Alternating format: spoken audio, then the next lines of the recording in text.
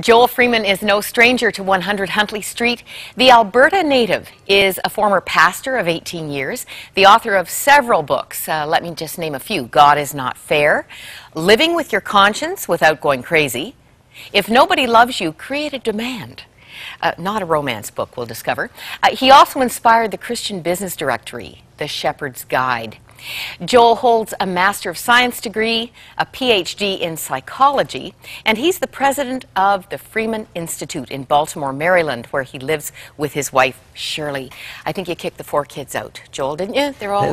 We got the empty nest syndrome going on in our house, almost. Now, we mentioned this book. You've been here talking about If Nobody Loves You, Create the Demand. That's a very interesting title. This is about entrepreneurship. It is, and I am so passionate about this book because I'm getting emails and phone calls and people telling me that they have had business ideas, an invention or something like that to take to the marketplace, and now this has been brought them into a kind of a creative zone. You said passion, but I said to you, who's running the ship at home? Because you have gone down a track in this whole area of black history that it feels to me as if you are pouring yourself out for this, and it's really quite astounding for a little guy from Three Hills, Alberta. What's this all about? How has this come about? Well, what happened is I started working with the NBA Washington Bullets, the Wizards, back in 1979. And you can imagine at that time I was, from my understanding, was the second chaplain in the history of the NBA. And so the guys like Wes Unseld and Bob Lanier, who had the biggest feet in basketball, size 23, Julius Erving, and a bunch of other guys, they were looking at me and just, I'm sure they're saying, I'm supposed to pour my heart out to that guy? You got to be kidding me. And so in their own way, they began to test me with questions like, where was the Garden of Eden? What part did Africans play in biblical history and extra-biblical history? And those were things that weren't even a blip on my radar screen. And so it forced me to start studying, but it wasn't until I met Don Griffin back in 1993. I was doing some leadership work for his company, a program called Dealing with People Who Drive You Crazy. And between sessions, Don began to share with me his journey as an African-American in this whole topic, and his excitement, his passion, which got something happened inside of me. Don helped to fill in the gaps, to complete some things, and then I began to do more research, and I challenged him to write a book, and then he and his wife prayed and thought about it and said, it'd be powerful to have a white man and a black man doing this together. And really, he did the first half of the book, am I right? And That's you did right. the second half. That's right. And the book is Return to Glory. Yes, subtitled The Powerful Stirring of the Black Man. Stirring of a black man. Well, it certainly has stirred a white man first, and I have to, I don't know what words to use. I felt like weeping, and I felt angry, and I felt grief and excitement. In ancient times, black people were in world domination.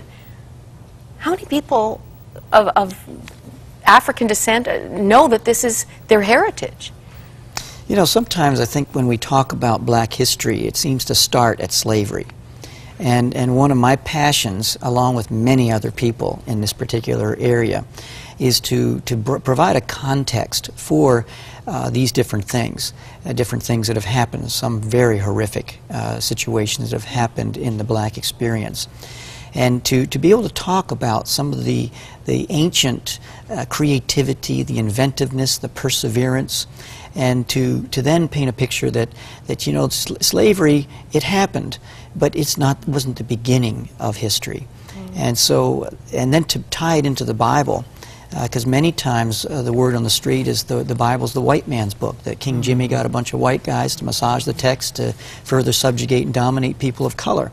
And in some ways, the Bible was used to justify the slave trade and to justify slavery, where people would, slaveholders would be going to church Sunday morning, and then they'd beat their slaves in the afternoon, saying, servants, obey your masters.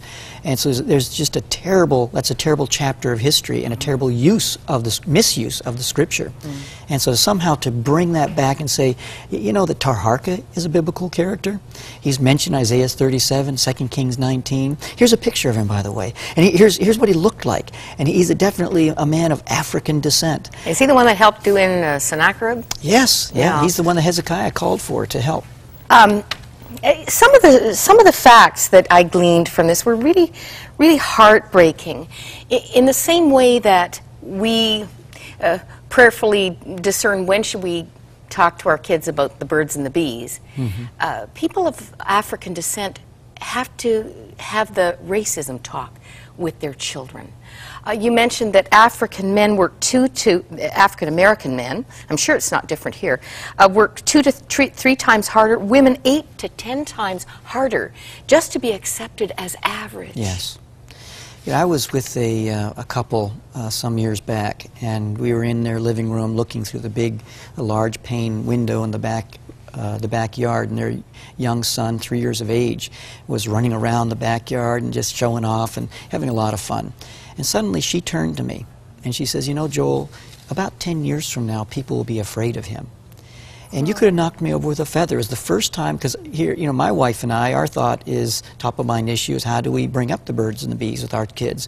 But that is not only the main issue, or there's an additional burden for people of African descent, for couples, for parents. And it's how do I bring up the topic of racism and prejudice and bigotry and narrow-mindedness without reinforcing the glass ceiling or the lead ceiling. And how do I do it in such a way, how do we do it in such a way that we're not coming across, we're bringing our own pain into the picture, and that it becomes a generational transfer of our pain to our children. There's already been such an incredible response to the journey you've been taking, from Bill Cosby to Tony Campolo. What did Tony say? It's going to be hard for some people to face up to the truth. What's the most difficult truth, or the most surprising truth you've unpacked in your journey? I think that the biggest thing, and by the way, I just want to say that I want to be truth-centric about this. I'm thankful for Afrocentrism and Eurocentrism, and there's some wonderful research that's been done on both sides of the coin. But the term that we want to use is truth-centric, because there's wacky stuff on both sides of the coin also. The biggest truth, I think, was the whole idea of welding together the grieving process with racism and prejudice.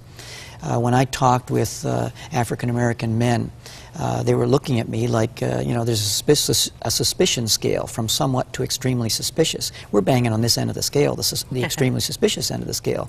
And so to have a 65-year-old man look at me and say, "You're doing what, son? You're writing a book?" You know, I mean no disrespect, but I got to go around the corner and laugh a little bit, and then I'll come back and give you your 45 minutes. I asked a question that changed the tone of every single interview, and here it is. Do you remember the moment when you realized that because of the color of your skin that the rules were somehow different for you? Big pause, a sigh, and then with brilliant clarity telling me what happened when he was 5 or 6 years of age. That's the biggest truth I learned from this, and I'm learning from this, is that there's this weight of skin color. And it's very sad just to think that just because of the skin color, that this weight comes with it in terms of schooling, work, friends, how a person, you know, if they scowl too much, you know, come on, smile. What's going on? All kinds of issues that people go through in this area, and that to me, welding the grieving process. When was that moment? And then looking at the denial. You mean they hate me just because of the color of my skin? How does a 5 or 6 year old child wrap his or her arms emotionally, spiritually, mentally around that particular issue? And then to have the anger, the bargaining. Maybe when I get my MBA, maybe when I get my PhD, then things will change. And arriving, I call it destination sickness. When you arrive at that destination realizing that things are worse than I originally thought. I want to mention that you've had black mentors. Yes. And you have wept with these men as you've probed their hearts. And we're about to meet one of the many wonderful African Americans on this video, who is Dr. Ben Carson. Yes. Tell us what he's famous for. Dr. Ben Carson, he was the very first neurosurgeon, or any surgeon, to separate Siamese twins. Now, the scalpel slipping one way or the other, one of the twins is going to die.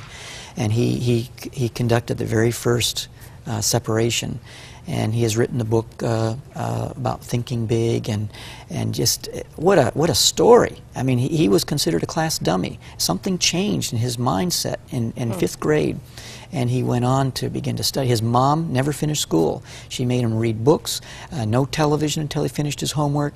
I've met her. She is a wonderful, remarkable person.